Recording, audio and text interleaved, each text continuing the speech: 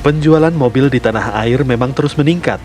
Sayangnya, tidak semua orang yang membeli mobil memiliki garasi. Akibatnya mereka memarkir mobil di tepi jalan umum. Selain mengganggu pejalan kaki dan kadang berujung pada konflik antar tetangga, parkir mobil di pinggir jalan juga mengganggu arus lalu lintas. Aturan pemilik mobil wajib memiliki garasi tertuang di Peraturan Daerah atau Perda DKI Jakarta Nomor 5 Tahun 2014 tentang transportasi. Pasal 104 ayat 1 Perda tersebut menyebutkan, setiap orang atau badan usaha pemilik kendaraan bermotor wajib memiliki atau menguasai garasi. Sementara ayat 2 menyebutkan, setiap orang atau badan usaha pemilik kendaraan bermotor dilarang menyimpan kendaraan bermotor di ruang milik jalan. Dan ayat 3 pada pasal yang sama mewajibkan pembeli mobil menyertakan bukti kepemilikan garasi yang diketahui oleh kelurahan setempat. Bagaimana perda ini dapat terrealisasi? Apakah kebanyakan masyarakat tahu soal aturan tersebut? Lalu sanksi apa jika ada pemilik mobil yang melanggar? Tim TV One mengabarkan. Tapi ini sebenarnya sudah memang harus kewajiban dan kesadaran sih ya, Vi ya. Namanya punya mobil harus punya garasi. Jadi ini kalau saya mau kaitkan dengan heboh flexing akhir-akhir ini, kalau yang flexing yang kemarin-kemarin kan, itu barang-barangnya dia, yang moto diri dia sendiri. Nah kalau ini flexing barang orang lain yang difoto orang lain. Nah gitu ya kan. Nah kita bahas juga kalau ini kita langsung minta pencerahan kepada Kadishub DKI Jakarta Pak Syafrin Liputo. Selamat pagi Pak Syafrin. Pagi. Terima kasih loh Pak. Akhir pekan hadir di studio kami nih. Pagi-pagi terima kasih diganggu TV One Pak Syafrin. Ini juga diganggu juga nih Pak Nirwono Yoga pengamat tata kota. Selamat pagi. Sudah biasa ya. Pagi Mas Selamat pagi Pak Nirwono. Siap. Langsung saja Pak Syafrin, jadi ternyata sudah ada perda yang mengatur mengenai hal ini. Kalau tidak salah, perda pasal 104 ya? Iya. Ayat Nomor 1 5 2014. 2014, Iya. lama sebenarnya ada ini Pak. Iya, memang dalam Peraturan Daerah Nomor 5 2014 pasal 140 sudah diatur kewajiban masyarakat yang ingin membeli kendaraan bermotor di Jakarta khususnya roda 4 itu wajib memiliki tempat parkir. Dan Perda mengamanatkan 2 tahun setelah diundangkan ini berlaku. Artinya seharusnya berlaku pada 2016. Tetapi memang perlu dipahami bahwa untuk implementasi kewajiban memiliki parkir ini, pemerintah Provinsi DKI Jakarta tidak berdiri sendiri. Karena ada kewenangan lain yang diampu oleh institusi lainnya, khususnya kepolisian, terkait dengan penerbitan surat tanda nomor kendaraan bermotor.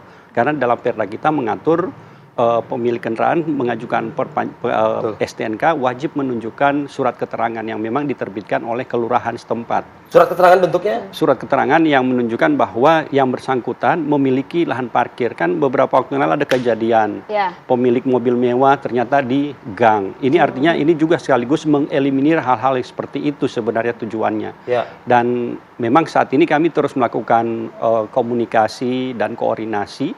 Kita harapkan nantinya akan ada wujud implementasi dalam hal ini.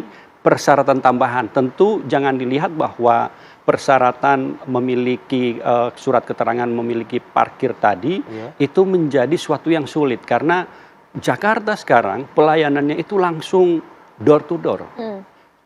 Dinas pelayanan terpadu kita bahkan di kelurahan sudah ada. Artinya masyarakat tinggal mengajukan, disurvei, oh benar ada lahan parkir diterbitkan. Tetapi memang implementasinya adalah sekarang kami sedang komunikasikan untuk tambahan persyaratan.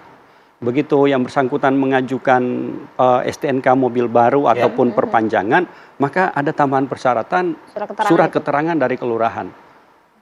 Ini jika yang tidak ada sekarang surat keterangan Pak, apa yang akan terjadi? tentu tidak bisa diperpanjang, tidak bisa diterbitkan harusnya. Tapi ini masih dalam tatanan komunikasi kami intens dengan jajaran Polda Metro Jaya agar di Jakarta ini bisa diwujudkan. Saya sih bisa ngerti ya substansi dari tambahan tersebut ya, karena memang sudah ada dari 2014 soalnya ya Pak ya. Tapi kok kayaknya nggak diindahkan. Udah gitu juga itu kan jalanan itu kan bukan hanya masalah tetangga, tapi kan kepentingan publik lainnya. Kalau terjadi sesuatu kayak kemarin tuh viral di Bekasi kan, kebakaran jadi damkar susah lewat Pak Syafrin.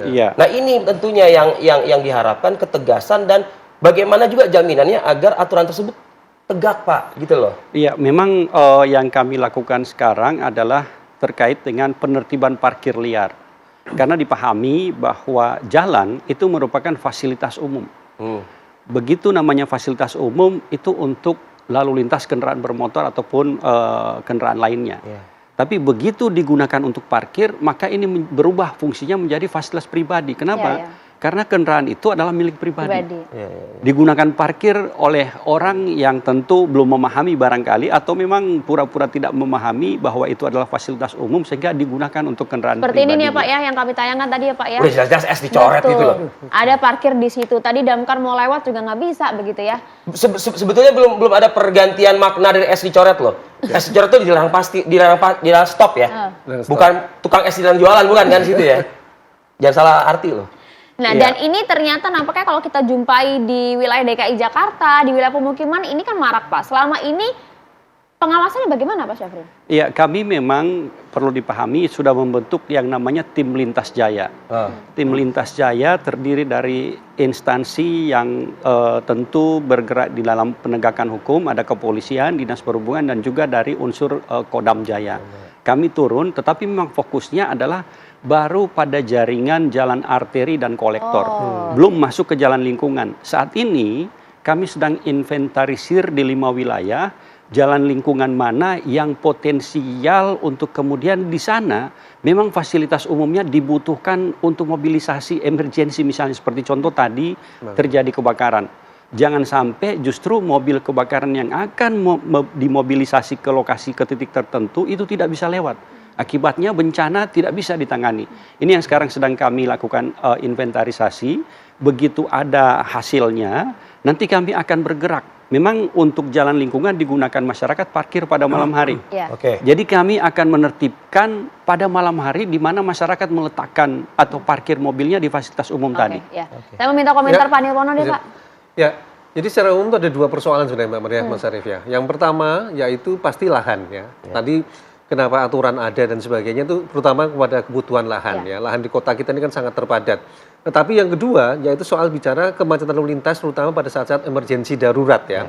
Terutama di daerah yang pemukimannya padat, jalan lingkungan yang kemudian sangat tidak sesuai dengan kondisi idealnya. Nah, surat bukti kepemilikan garasi atau tempat parkir itu paling tidak bisa kita lakukan 3 hal ya.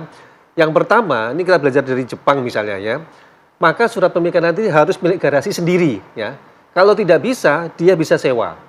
Kalau tidak bisa juga, dia bisa membuat parkir komunal.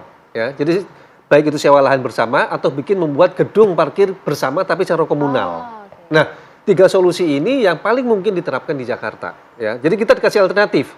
Tidak berarti kemudian surat bukti garasi semua orang harus punya lahan. Ya, apalagi lahannya cuma tanahnya 100. Sewa pun boleh kok ya. Sewa juga boleh. Ya, parkir komunal juga boleh tadi ya. Dalam bentuk ideal kalau Jakarta tentu lebih kepada gedung komunal ya. Kalau lahan pasti sangat terbatas. Kalau beli mobil sanggup ya patungan bikin lahan parkir bersama. Betul. Jadi 3 solusi ini harus dilakukan. Tetapi garis benang merahnya adalah bagaimana mengurai kemacetan lalu lintas. Ya, Jakarta tahu sendiri kemacetannya kayak seperti apa. Nah, kebijakan ini tujuannya bagaimana memperlancar arus lalu lintas. Nah, yang tidak kalah penting pada saat kondisi darurat, ya, terutama tadi di perumahan-perumahan padat kita tidak tahu kapan dan bagaimana.